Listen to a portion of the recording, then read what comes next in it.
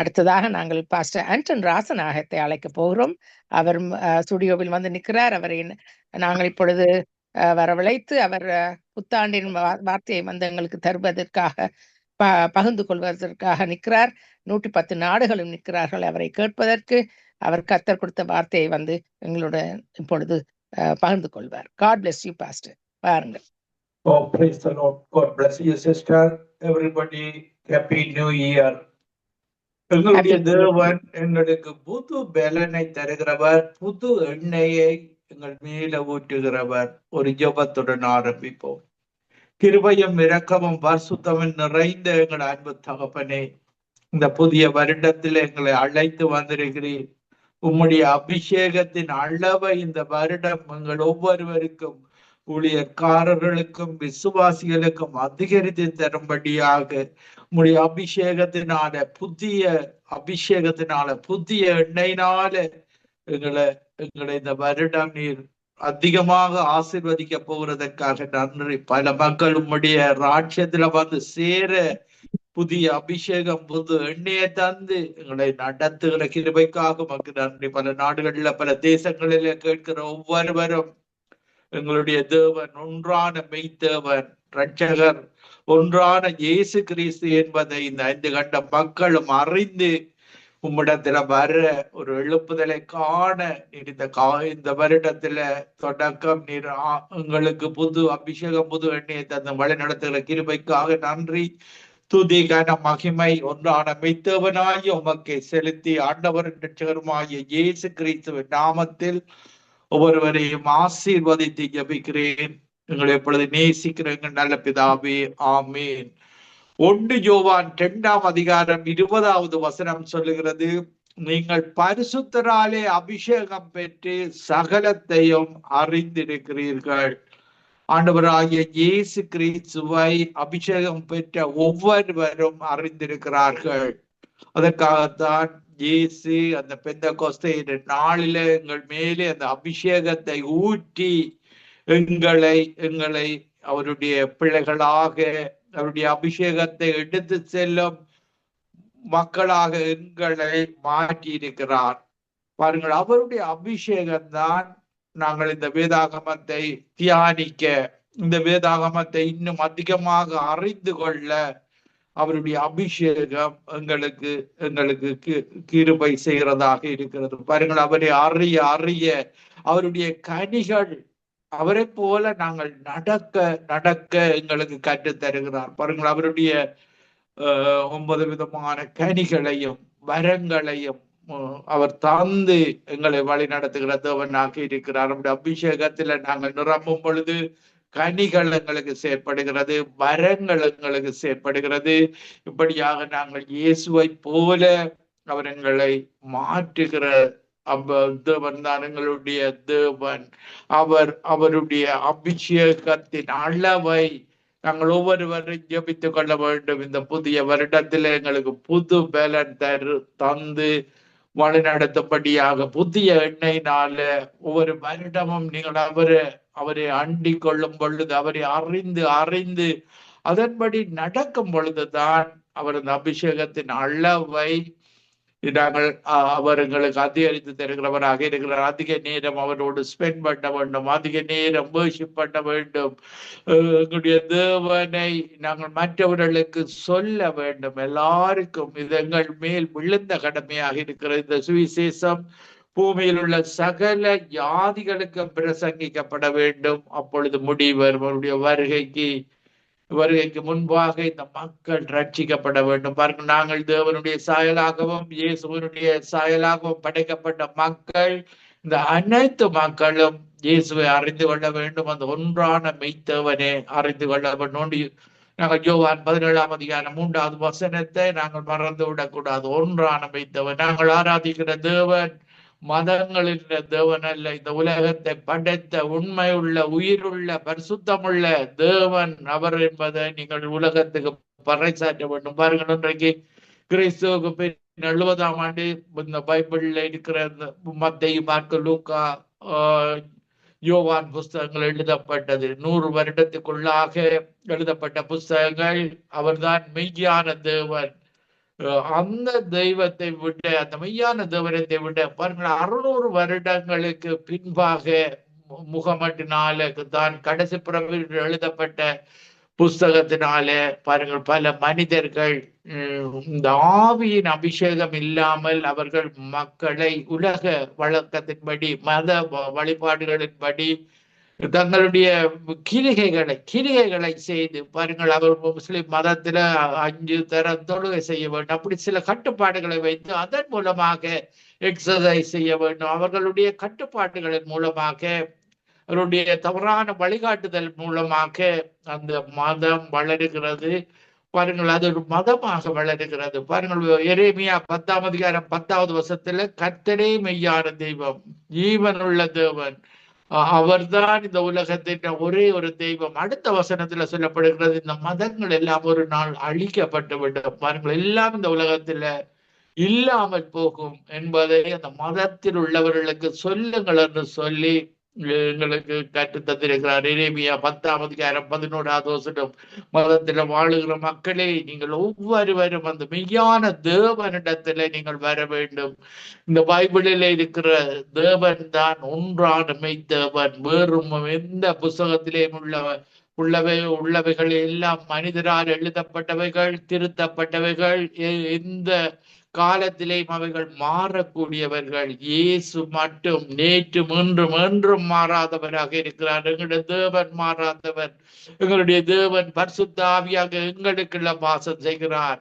எங்களுக்கு பலன் தந்து எங்களை பாவத்தை குறித்து, நீதியை குறித்து, நியாய தீர்ப்பை குறித்து கண்டித்து உணர்த்தி எங்களை வழி நடத்துகிற தெய்வம் தான் எங்களுடைய தேவன். நாங்கள் தொடர்ந்து அவரிடத்துல எங்களுடைய வாழ்வை அர்ப்பணித்துக் கொள்ள வேண்டும். ஒவ்வொரு நாளும் அவரை அறிகிற அறிவை, அவரோடு இணைந்து வாழுகிற வாழ்வை நாங்கள் அவரோடு மேற்கொள்ள வேண்டும். பாருங்கள், யோவான் 15ஆம் அதிகாரத்துல, நான் திராட்சை செடி, நீங்கள் கொடிகள், நீங்கள் என்னிலும் என் வார்த்தைகள் உங்களின் நிலைத்திருந்தால் நீங்கள் கேட்டுக்கொள்வது எதுவோ அது உங்களுக்கு கொடுக்கப்படும். பாருங்கள், எங்களுக்கு ஏதாவது தேவை இருந்தால் அவரோடு, இயேசுவோடு இணைய வேண்டும். அவருடைய வார்த்தையில இணைய வேண்டும்.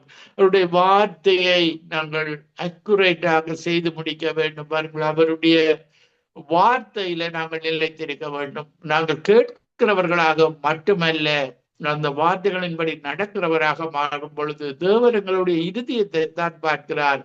பாருங்கள், தாவீதை தேவன் பார்க்கும் பொழுது தாவீதனுடைய முகத்தை தான் மனிதர்கள் பார்த்தார்கள்.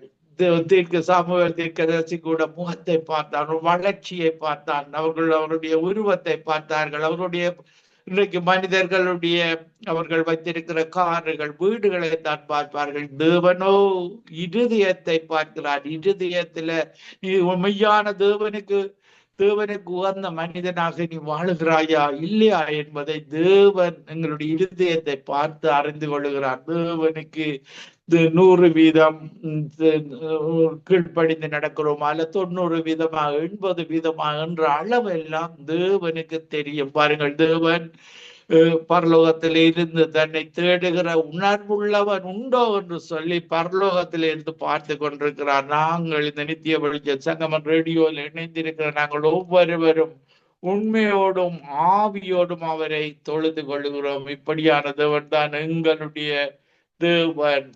பாருங்க, நாங்கள் வேதாகமத்துல பார்க்கும் பொழுது அடுத்த வசனத்துல, சத்தியத்தை நீங்கள் அறியாததினால் அல்ல, நீங்கள் சத்தியத்தை அறிந்திருக்கிறதுனாலும், சத்தியத்தினால் ஒரு பொய்யும் உண்டாயிராது என்பதை நீங்கள் அறிந்திருக்கிறதுனாலும் உங்களுக்கு அறிந்திருக்கிற இந்த பைபிள் தான் எந்த காலத்திலும் மாறாதது. பாருங்கள், பழைய ஏற்பாடு கிறிஸ்துவுக்கு முன்பாக 4000 ஆண்டுகள் காலங்களாக இருந்தன. அதில் எழுதப்பட்ட வார்த்தைகள் மாறவில்லை.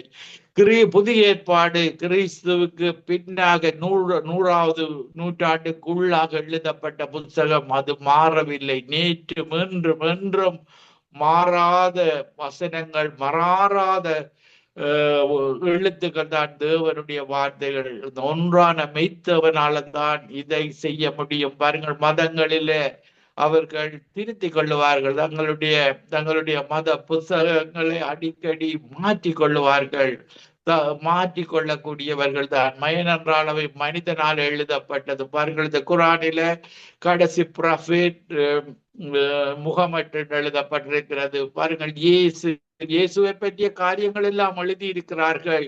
இயேசுடைய அற்புதங்களை எல்லாம் எழுதியிருக்கிறார்கள் குரானிலே. ஆனால் மற்ற எந்த ப்ராஃபிட்டும் ஒரு அற்புதம் செய்யவில்லை. சாதாரண எந்த ப்ராஃபிட்டாலையும் செய்ய முடியாத காரியங்களை எல்லாம் இயேசு செய்திருக்கிறார். அவர்களுடைய புத்தகத்திலே எழுதியிருக்கிறது. பாருங்கள், இப்படியாக இன்றைக்கு முஸ்லிம் மக்கள் ஏமாற்றப்பட்டிருக்கிறார்கள். பாருங்கள், அவர்கள் அந்த பரலோகத்துக்கு போகாதபடி அந்த முகமது தடை செய்திருக்கிறார். அவர் இப்படியாக நரகத்தில் இருந்து இன்றைக்கு வேதனைப்படுவதை நீங்கள் யூடியூப்பில் போய் பார்க்கலாம். எங்களுடைய தேவன் எங்களுக்கு அவருடைய ஆவியை, பரிசுத்த ஆவியை தந்து அவரை அறிகிற அறிவை அவர் எங்களுக்கு தந்திருக்கிறார். இப்படியான தேவன் தான் எங்களுடைய தேவன். அவர் எங்களை ஒரு பொழுதும் கைவிடாத தேவனாக இருக்கிறார். சத்தியத்தை அறியுங்கள், சத்தியம் உங்களை விடுதலையாக்கும். பாருங்கள், சத்தியம் பைபிளில் மட்டும்தான் சத்தியம் இருக்கிறது. வேறு எந்த மத புத்தகங்களிலே மனிதர்களால் எழுதப்பட்ட காரியங்கள் தான் இருப்பதை நீங்கள் அறிந்து கொள்ள முடியும். நன்றாக ஆராய்ந்து படித்தீர்களாக இருந்தால் பாருங்கள், நீங்கள் ஜெனிசிஸை படித்து பார்த்தீர்களாக இருந்தால் இந்த ஒன்றான மெய்த்தேவன் இந்த உலகத்தை படைத்த வரலாறு தெளிவாக எழுதப்பட்டுள்ளது. சூரியனை நான் படைத்தேன், சந்திரனை படைத்தேன், மிருகங்கள், பறவைகள் ஒவ்வொன்றையும் நான் படைத்தேன். அந்த ஒன்றான மெய்த்தேவன் 7ஆம் நாள் ஓய்ந்திருந்ததை நீங்கள் அறிந்து கொள்ள முடியும். பாருங்கள், வேறு இந்த புத்தகத்திலே சிருஷ்டிப்பை பற்றி ஒரு தெளிவான கொள்கை இல்லாத புத்தகங்களாக மாறும் உலகில் மாறாத கொள்கைகள் தான் இந்த வேதாகமம். எப்பொழுதும் மாறாதது. நீங்கள் தியானித்து பரிசுத்த ஆவியானவரின் அபிஷேகத்தை பெற்று நீங்கள் அறிந்து கொள்ளும் பொழுது அந்த வார்த்தை உங்களுக்கு வாழ்வாகிறது. அந்த அபிஷேகம் உங்களை வழி நடத்துகிறதாக இருக்கிறது. சத்தியத்தை நீங்கள் அறியாததினால் அல்ல, நீங்கள் சத்தியத்தை அறிந்திருக்கிறதுனாலும், சத்தியத்தினால் ஒரு பொய்யும் உண்டாயிராது என்பதை நீங்கள் அறிந்திருக்கிறதுனாலும் உங்களுக்கு எழுதுகிறேன். சத்தியத்தை அறியுங்கள், சத்தியம் தான் விடுதலையாக்கும். பாருங்கள், பிசாசுதான் திருடுவது, கொல்லுவது, அழிப்பது, பொய் சொல்லுவது, இப்படியான காரியங்களை செய்பவன் பிசாசினுடைய ஆவிகளாக இருக்கிறது. பாருங்கள், இயேசு இந்த உலகத்தில் இருக்கும் பொழுது நீங்கள் பிசாசின் பிள்ளைகள் சார்ந்து ரெண்டு விதமாக பிள்ளைகளை சொல்லுகிறார். இயேசுவை இரட்சகராக ஏற்றுக்கொண்டவர்கள் ஒளியின் பிள்ளைகள், மற்றவர்கள் இருளின் பிள்ளைகள். நாங்களும் இயேசு அறியாத காலத்துல இருளில வாழ்ந்தோம். இயேசு எங்களை அழைத்து அபிஷேகத்தை தந்து வேதாகமத்தை கற்று தந்து அந்த பரலோக பாதையை நோக்கி எங்களை நடக்க செய்கிறார். உங்களையும் அழைக்கிறார். நீங்கள் எந்த மத இனத்தில இருந்தாலும் ஒரு வேதாகமத்தை வாங்கி எடுத்து நீங்கள் வாசித்து அறிந்து கொள்ளுங்கள். யோவான் 1ஆம் அதிகாரம் 1வது வசனத்தில் ஆதியிலே வார்த்தை இருந்தது, வார்த்தை தேவனிடத்தில் இருந்தது, அந்த வார்த்தை தேவனாக இருந்தது. பாருங்கள், அந்த வார்த்தையின்படிதான் இயேசு வாழ்ந்தார்.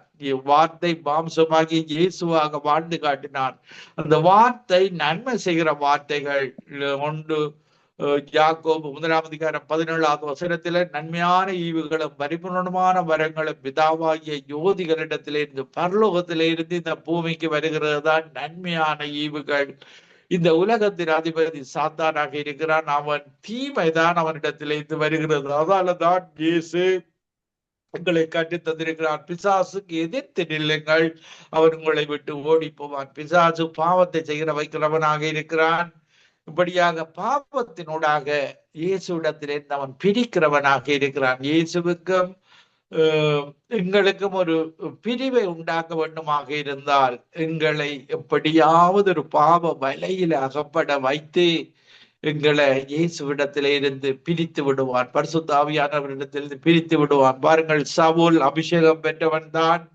அவன் அந்த அபிஷேகத்தை பாவம் செய்யும் பொழுது தேவனுக்கு பிரியமில்லாத காரியங்களை செய்து அவர் அந்த அபிஷேகத்தை இழந்து கொண்டான். அபிஷேகத்தை இழக்கும் போது அது பொல்லாத ஆவிகள், பிசாசின் ஆவிகள் வந்து அவனை துன்பப்படுத்துறதை நாங்கள் பார்க்கக்கூடியதாக இருக்கிறது. பாருங்கள், தாவீது தாவீது அபிஷேகம் பெற்றவன் எப்பொழுதும் தேவனுக்கு பிரியமான காரியங்களை செய்து சவுலை கொல்லுகிறதற்கு ஒரு சந்தர்ப்பம் வந்த போது கூட அவனும் தேவனால் அபிஷேகம் பண்ணப்பட்டவனை கொல்லக்கூடாது என்ற ஒரு தேவனுடைய உணர்வோடு வாழ்ந்ததை நாங்கள் பார்க்கக்கூடியதாக இருக்கிறது. யோசேப்பை பார்க்கும் பொழுது பாருங்கள், யோசேப்பு அவருடைய வாழ்வு தேவனுக்கு பிரியமான வாழ்வாக இருக்கிறது. பாவம் செய்ய சந்தர்ப்பம் வரும் பொழுது பாருங்கள், தேவனுக்கு விரோதமாக பாவம் செய்வது எப்படி என்ற ஒரு உணர்வோடு வாழ்ந்தான். அந்த உணர்வு அவனை உயர்த்தியது. பாருங்கள், அந்த பஞ்ச காலத்தில, தேசத்தில வருகிற பஞ்ச காலங்களில ஒன்றான மெய்த்து அவனுக்கு பிரியமான மக்கள் மூலமாகத்தான் தேவன் அந்த காலங்களை ஆசீர்வாதமாக மாற்றி கொடுப்பார். தேவனுக்கு பிரியமாக, ஒன்றான மெய்த்தேவனுக்கு பிரியமாக நீங்கள் வாழ கற்றுக்கொள்ள வேண்டும். அவருடைய வார்த்தை பள்ளி வாழ கற்றுக்கொள்ள வேண்டும். பாருங்கள், சினிமா, சீரியல்கள், இப்படியான பாவ காரியங்களை, நியூஸ்களை பார்த்து கொண்டு, நியூஸ்கள் எல்லாம் பேட் நியூஸ் தான் வருகின்றது உலகத்துல.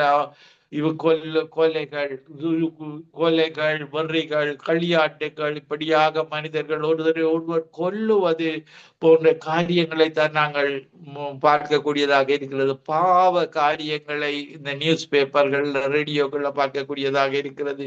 குட் நியூஸ், தேவன் தருகிற பைபிள் தான் குட் நியூஸ் ஆக இருக்கிறது. உங்கள் துக்கம் சந்தோஷமாக மாறும்.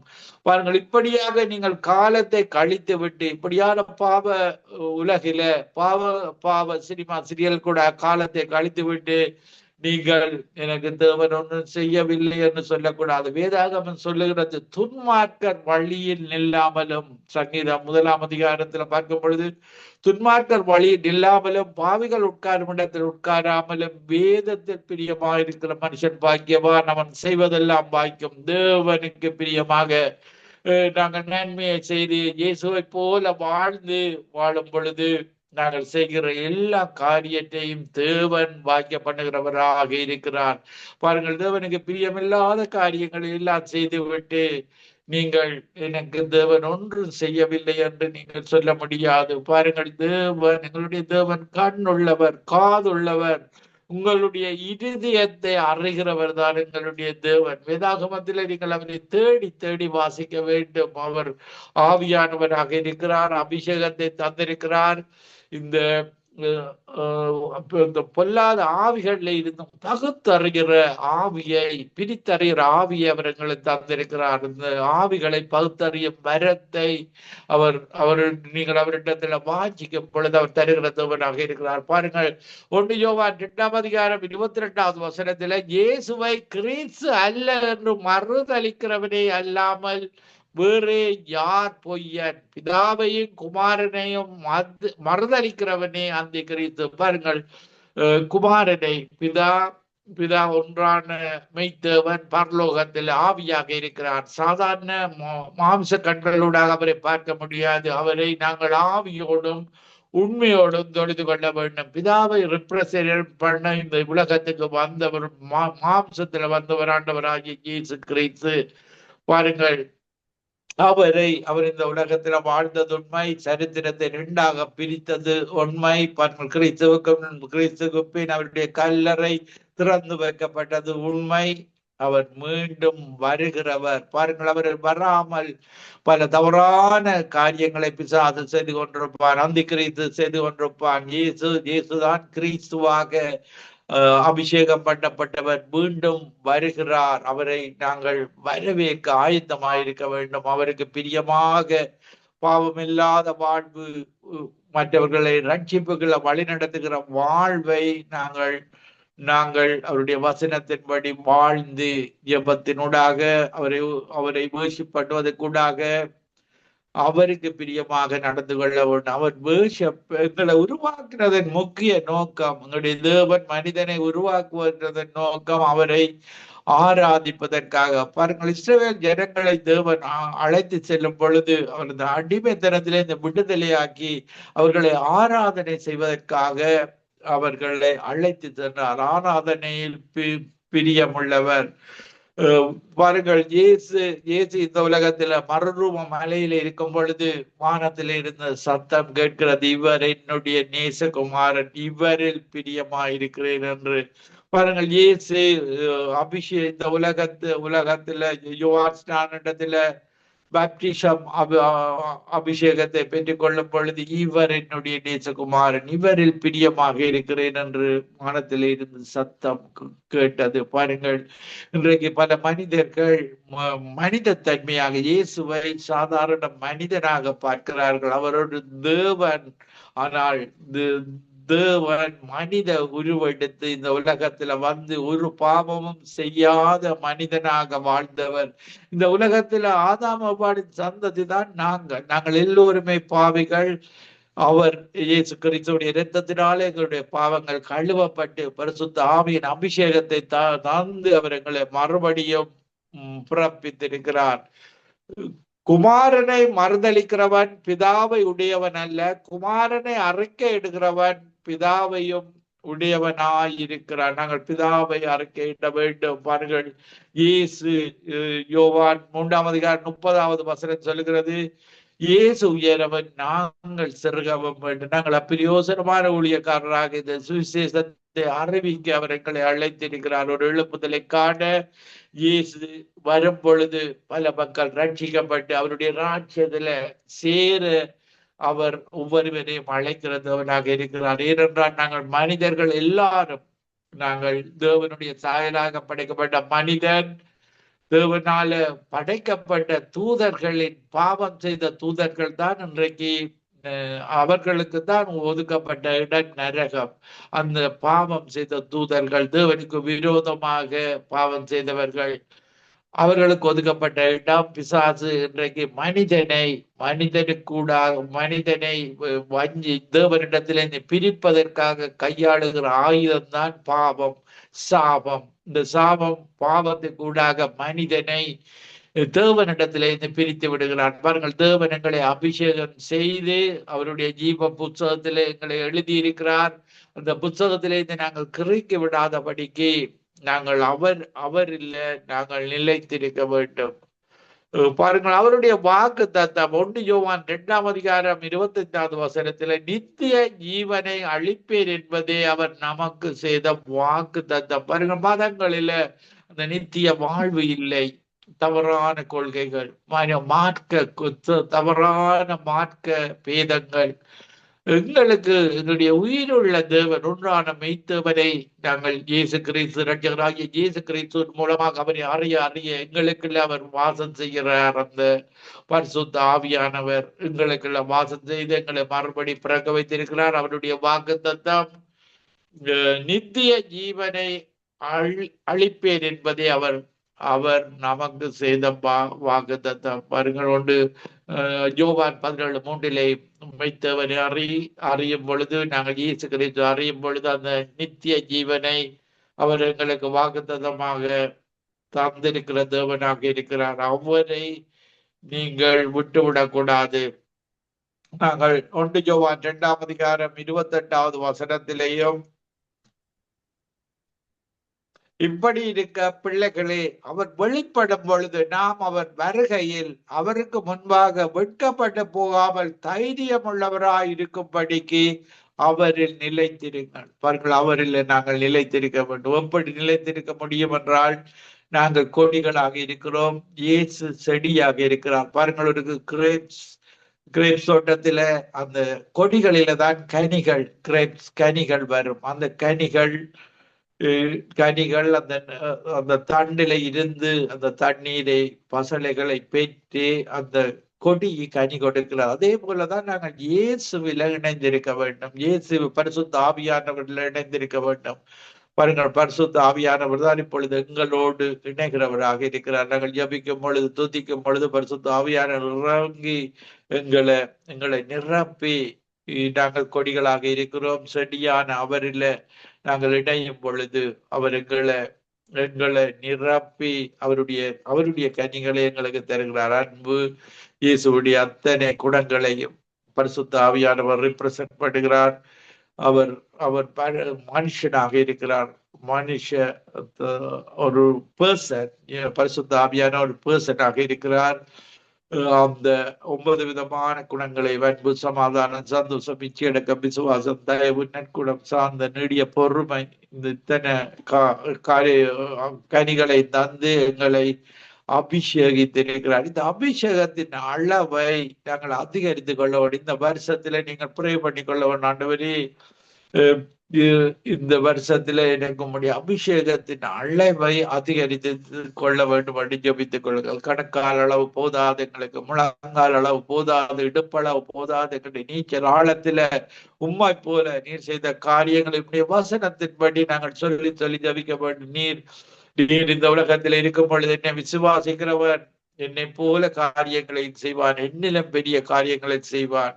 அந்த காரியம் நடக்க நான் உண்மையில இணைந்திருக்க வேண்டும். நான் கொடியாக ஒரு அப்பிரியோசனமான ஊழியக்காரனாக உண்மையில இணைந்து உண்மை போல என்னை பயன்படுத்த வேண்டும். இந்த காலத்துல இந்த மதத்துல வாழுகிற மக்கள், பாவத்துல சாபத்துல வாழுகிற ஒவ்வொரு மக்களும் உண்மை அறிந்து கொள்ள வேண்டும். பாருங்கள், அவர் நீதி உள்ளவராய் இருக்கிறார் என்று உங்களுக்கு தெரிந்திருப்பதனால் நீதியை செய்கிறவன் அவனும் அவனில் பிறந்தவன் என்று அறிந்திருக்கிறீர்கள். பாருங்கள், இயேசுவை போல நாங்கள் நீதியை செய்ய வேண்டும். நீங்கள் பிசாசின் ஒரு தாயின் வயிற்றில பிறக்கும் பொழுது நாங்கள் இருளின் பிள்ளைகளாக பிறக்கிறோம். அந்த இருளின் அதிகாரத்திலே இருந்து இயேசு பரிசுத்த ஆவியானவரை பெற்று நாங்கள் பிறக்கிற பிறப்பு, மறுபடியும் பிறந்த வாழ்வு, அது அவர்தான் தேவன் எங்களுக்கு அந்த நேரத்திலே எங்களை ஜீவ புத்தகத்தில எழுதி எங்களை அபிஷேகத்தினால் நிறைத்திருக்கிறார். பாருங்கள், இயேசு இந்த உலகத்தில இருந்த பொழுது கூட தேவன் இயேசுவை அந்த அபிஷேகத்தினால நிரப்பி இருக்கிறார். அந்த அபிஷேகம் தான் இன்றைக்கு எங்களுக்குள்ளே இருக்கிறது. அதன் அளவை நாங்கள் அதிகரித்து கொள்ள வேண்டும். பாருங்கள், அப்போஸ்தலர் 10ஆம் அதிகாரம் 38வது வசனத்தில நசரேயனாகிய இயேசுவை தேவன் பரிசுத்த ஆவியினாலும் வல்லமையினாலும் அபிஷேகம் பண்ணினார். தேவன் அவரோடு கூட இருந்தபடியினாலே அவர் நன்மை செய்கிறவராயும் பிசாசன் வல்லமையில் அகப்பட்ட யாவரையும் குணமாக்குறவராயும் சுற்றி தெரிந்தார். பாருங்கள், இயேசு நன்மை மட்டும்தான் அவர் செய்கிறவர். அதனால்தான் அவரை சுற்றி எந்த நேரமும் அந்த ஜனங்கள் அவரிடத்துல வருவார்கள். அவரே ஒரு தீமை கூட செய்யாதவர் தான் எங்களுடைய தேவன். பாருங்கள், இந்த அபிஷேகம் ஏசாயா 61ஆம் அதிகாரம் 1வது வசனத்துல கர்த்தராகிய தேவனுடைய ஆவியானவர் என் மேல் இருக்கிறார், சிறுமைப்பட்டவர்களுக்கு சுவிசேஷத்தை அறிவிக்க கர்த்தர் என்னை அபிஷேகம் பண்ணினார். இன்னைக்கு அபிஷேகம் பெற்ற ஒவ்வொருவருடைய கடமையும் சுவிசேஷத்தை அறிவிக்க வேண்டும். அதற்காகத்தான் இந்த அபிஷேகத்தை தந்திருக்கிறார். இருதயத்தில் நொறுங்குண்டவர்களுக்கு காய கட்டுதலையும், சிறைப்பட்டவர்களுக்கு விடுதலையையும், கட்டுண்டவர்களுக்கு கட்டவிழ்த்தலை கூறவும். பாருங்கள், இன்றைக்கு இந்த சிறைப்பட்டிருக்கிறார்கள். பாவத்தினூடாக சிறை, குடிப்பழக்கத்தினூடாக சிறை, இப்படியாக மதுபானம், இப்படியாக போதை வஸ்துக்கள், இப்படியாக விபச்சாரங்கள், வேசித்தனங்கள், கொலைகள், வெறிகள் எல்லாம் பிசாசு ஒவ்வொரு ஆவிகளுக்கூடாக, பிசாசின் ஆவிகள், கொலை ஆவிகள், விபச்சார ஆவிகள், வேசித்தன ஆவிகள், இப்படி எத்தனையோ விதமான பாவ ஆவிகள், பொல்லாத ஆவிகள் மனிதனை வந்து கட்டி பாவ கயிறுகளால சுற்றி பிடித்திருக்கும். பாவ கயிறு பிடித்து விட்டால் வாசற்படியில பாவம் பிடித்திருக்கும் அந்த குடும்பம். பாருங்கள், மனைவி, பிள்ளைகள். ஒரு மனிதன் இப்படியான பாவத்தில் அடிமைப்படும் பொழுது, ஒரு மனைவி, ஒரு பெண் பாவத்தில் அடிமைப்படும் பொழுது பிசாசு சிறைகளால அப்படியே கட்டி விடுவான். பாவ கயிறுகளுக்கூடாக இயேசு அன்பின் கயிறுகளால இழுத்து எழுகிறவராக இருக்கிறார். அன்பு என்றால் அவருடைய சாயலாக படைக்கப்பட்ட மகன் அந்த பிசாசின் கயிறுகளால பிடிபடக்கூடாது. அந்த பாவத்திலே அவன் விடுதலை பெற வேண்டும். அதற்காக தான் விடுதலையை, சுவிசேஷத்தை அறிவித்து விடுதலையை கொடுக்கிற தெய்வம் தான் ஆண்டவராகிய இயேசு கிறிஸ்து. துயரப்பட்டவர்களுக்கு ஆறுதல் கூற, அவருடைய வருகையின் வருஷங்களை நாங்கள் அறிவிக்க அவர் ஒரு நாள் நீதி செய்கிறது அவனாக இருக்கிறார். பாருங்கள், அவர் நீதி செய்யும் பொழுது இன்றைக்கு இந்த மதங்களில் வாழுகிற மக்கள் தாங்க மாட்டார்கள். அவர் அந்த மதங்களில இருக்கிற தேவர்களுக்கு நீதி செய்வார். பாருங்கள், இந்த பாகால்கள், பலவிதமான அந்த உருவங்கள், அந்த தேவர்கள், அந்த பொல்லாத ஆவிகளுக்கு எல்லாம் தண்டனை கொடுப்பார். அதற்கு கீழே நீங்கள் செயற்படுவீர்களாக இருந்தால் அந்த பொல்லாத ஆவிகள், விச்சார வேசித்தன ஆவிகளுக்கு கீழே செயற்படுகிற நீங்கள் கூட பாதிக்கப்படுவீர்கள். அதற்காகத்தான் இயேசு உங்களுக்கு வேண்டும். இயேசு இல்லாமல் நீங்கள் விடுதலையை பெற்றுக்கொள்ள முடியாது. இந்த பாவ உலகத்தில, இந்த சாப உலகத்தில இருந்து விடுதலை பெற வேண்டுமாக இருந்தால் இப்படியான பொல்லாத ஆவிகள், பாவ ஆவிகளிலிருந்து விடுபட்ட ஒரு நித்திய வாழ்வை தருகிற தெய்வம்தான் ஆண்டவராகிய இயேசு கிறிஸ்து. அவரை அறிந்து கொள்ள உங்களுக்கு விடுதலை தருகிறவராக இருக்கிறார். இப்படியான தேவன் இன்றைக்கு மதங்களில வாழுகிற எல்லாருக்கும் அந்த தேவன் உதவி செய்கிறவராக இருக்கிறார். அவர் மதங்களை படைக்க வரவில்லை. மதங்களை மனிதன் தான் பிசாசுகளின் உதவியோடு இந்த மனிதன் உருவாக்கினான் மதங்களை. தேவன் அந்த பரலோகத்துக்கான வாழ்வை எங்களை படைத்து பரலோக வாழ்வை அவர் எங்களுக்கு தந்திருக்கிறார். நான் ஒரு சிறிய பாடலை பாடி உங்களுக்காக ஜெபிக்கிறேன். Hallelujah. Thank you, Jesus. Thank you, Jesus. Thank you, Jesus. Thank you, Lord. Thank you, Jesus. Hallelujah.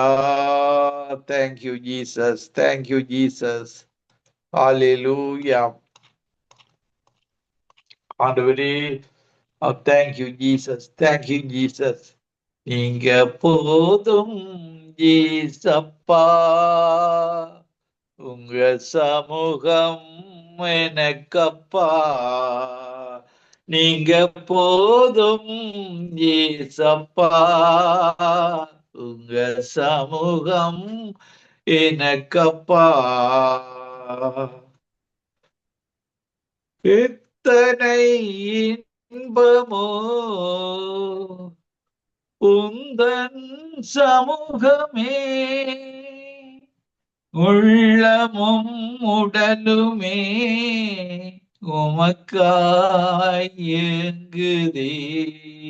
எத்தனை இன்பமே உந்தன் சமூகமே, உள்ளமும் உடலுமே உமக்காய் ஏங்குதே.